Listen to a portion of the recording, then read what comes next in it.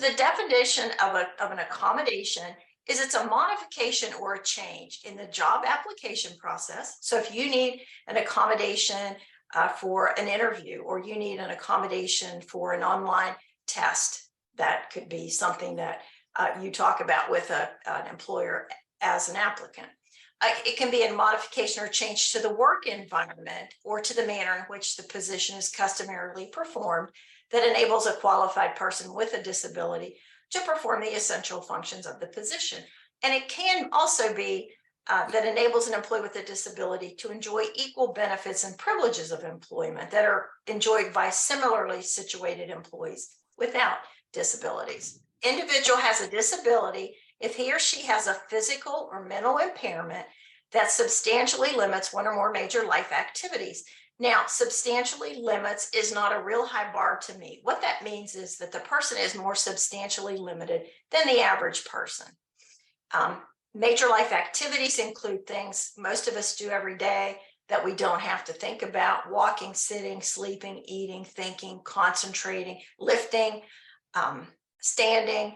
And it can also include major bodily systems, such as a neurological system, so such a respiratory system, digestive system. A person who has a record of such an impairment, who has an impairment diagnosed in the past, maybe didn't need any accommodations or didn't need to disclose anything, now is having difficulty. And it can also be somebody who's regarded as having an impairment. And that person's not entitled to an accommodation, but that's when an employer treats somebody as if they have a disability when they don't, or when they don't have limitations from their disability. So these are the common limitations that we see at JAM. We talk to people all day long. We do emails and chats and phone calls.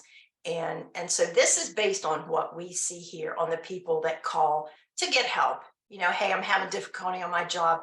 Can you help me? Or the employer who contacts us and says, we have an employee who's having these kind of issues. Can you help us? And so the common limitations that we see are social skills, organization, concentration, sensory issues, lots of sensory issues with hearing, temperature sensitivity, pain sensitivity.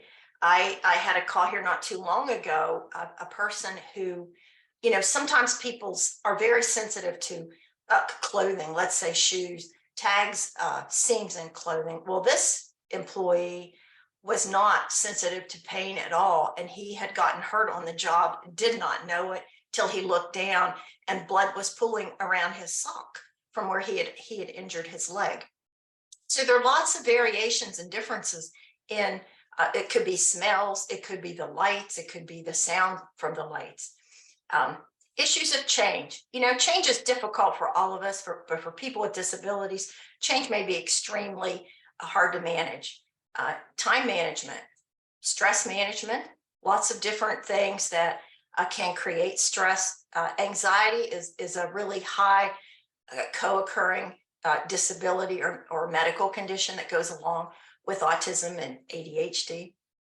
Coworker interaction, social skills deficits can make a lot of personal interactions difficult, and then speaking and communicating.